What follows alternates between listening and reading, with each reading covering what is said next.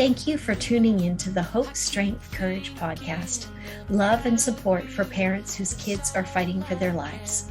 A weekly podcast created to support parents and caregivers of children diagnosed with cancer, where you will find resources collected to help you face each day with hope, strength, and courage.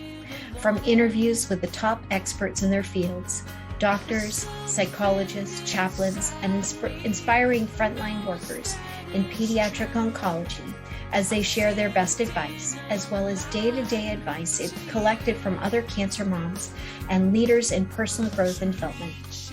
From individuals who understand how hard it can be, I hope you will feel better prepared to cope with the day-to-day challenges of caring for your child. Hi, I am Laura Lane, and I am your host. My own daughter Celeste was diagnosed with cancer at the age of 12. In 2015, I wrote about our experiences in the book, Two Mothers, One Prayer, Facing Your Child's Cancer with Hope, Strength, and Courage. Since that time, I have dedicated thousands of hours to share with other parents and caregivers the resources, tools, tips, and skills and strategies I learned that helped our family stay happier, healthier, and more hopeful. My goal is to share with you my interviews with experts to support you as you care for a child with cancer.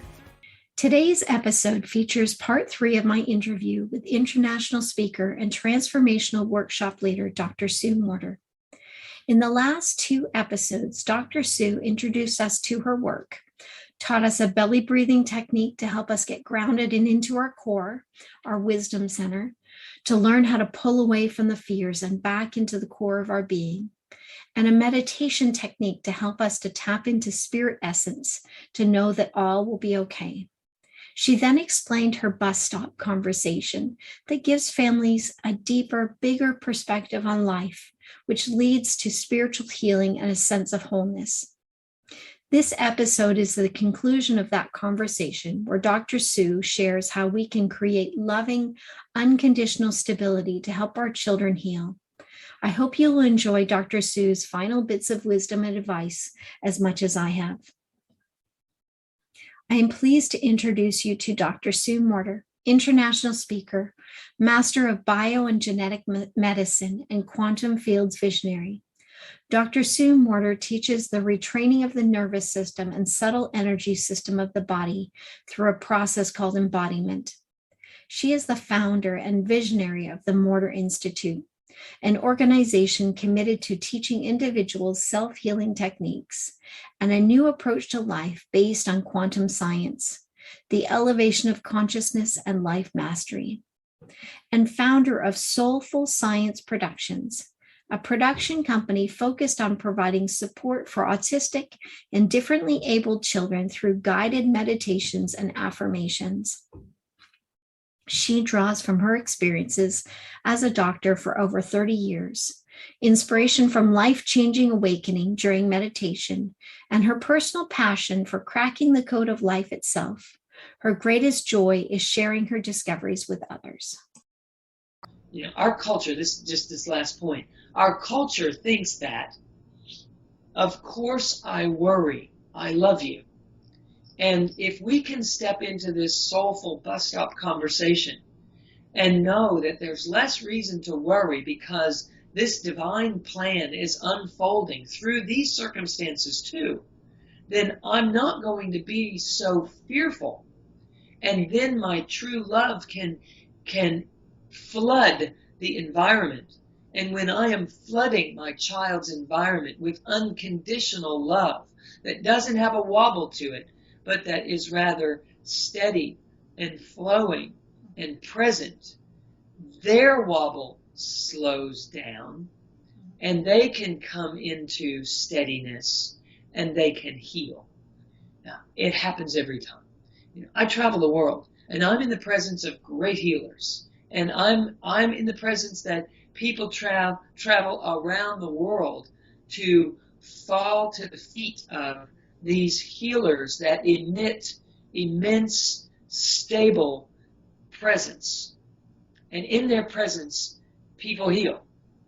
And I've been training myself for the last 16 years since this experience happened in my own life to bring my mind into the state of such healing, divine stillness. And so I invite you to flood your child with the unconditionality of, I love you, and therefore I do not worry about you. Because ultimately, I know there is a divine plan happening here.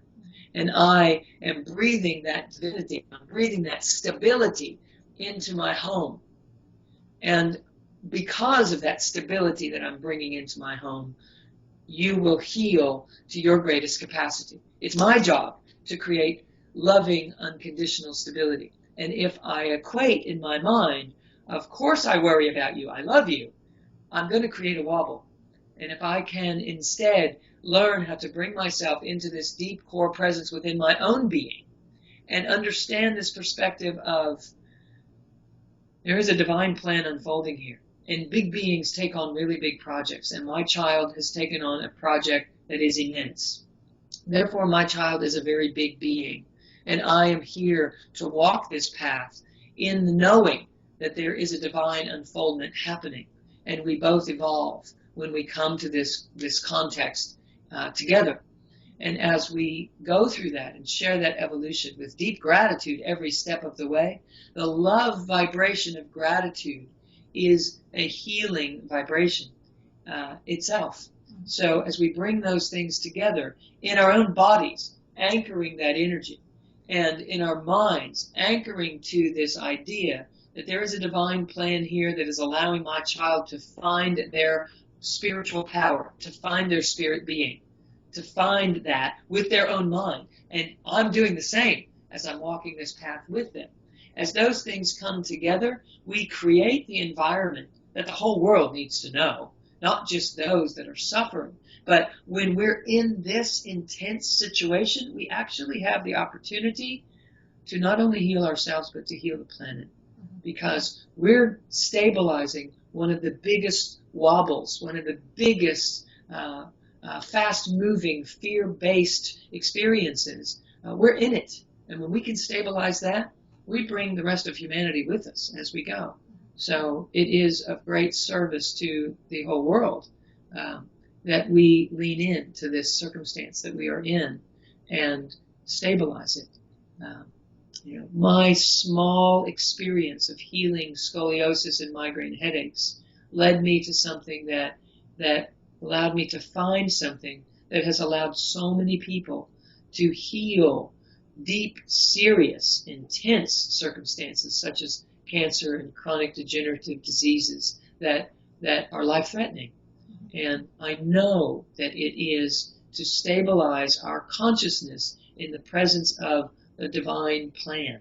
When we can do that while we're in these bodies on this planet, we are of great service to our own soulful self, the souls of our children, and the souls of the individuals in our communities, as far as we can imagine. I know that in my own life, I saw that happen, that when I was able to see the perspective of the things that I had gone through into my life up to the point where my daughter was sick, and before she passed away, when I was 9 years old, my mother and my sister and I, we were in a car accident. And both my mother and my sister were killed in that accident. And when I look at my life and realize that was something that I needed so that I could learn about death, that death is not a punishment. It's not a punishment to those who leave, and it's not a punishment to those of us who stay behind. So when it came to the day when I needed to help my daughter to make her transition, I had the resources I needed to do that. That I had the love for her, just to be able to guide her through this process that she was about to take, and realize that everyone's life plan is not 80 years. That there are incredible souls who do what they need to do in 7 years, or 14 years, or 38 years, or 66 years. We each have a different plan. Yes. And so what we begin to do is unattach from this Hollywood perception of how life is supposed to look. And we become really present with and really capable of knowing this flow that is happening. The soul is on a flowing journey. It comes into this life for whatever amount of time it's supposed to be here to do what it's here to do, and it moves on to its next journey to do what it's to do there, and to do in its next destination and its next destination, perhaps returning here and then to its next and to its next again.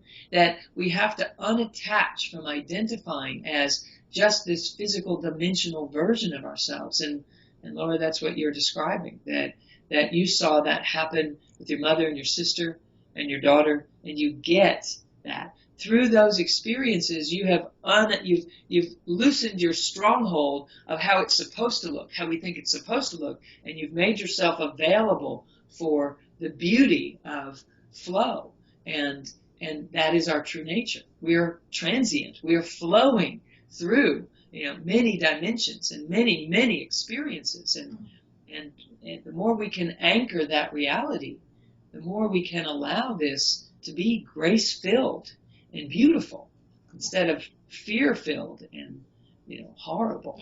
It's that surrendering, right? Yes. Surrendering to what life is giving us, and appreciating it, and it's so much more. That's beautiful, and it's painful until we find that heart, and then when we find that heart enough, then it's like, oh, thank you for breaking my heart, because of what I found underneath that, that protected version of how I thought it was supposed to be. It's so much more free and so much more beautiful underneath that story. Yeah. And for me, I now can celebrate the greatness of my daughter, of my mother, of my sister. I can celebrate that and their lessons, and bring healing to other people. It's healed my own life. There's so many gifts that can come from our difficulties. I think children who have cancer are so incredible. They have these incredible hearts. They are beautiful. They surrender so much more easily than us as adults, that we can learn so much for them. Right. So if you think about that soul who comes in and learns that at such a young age, you get it. They're like, done. Quick study, you know.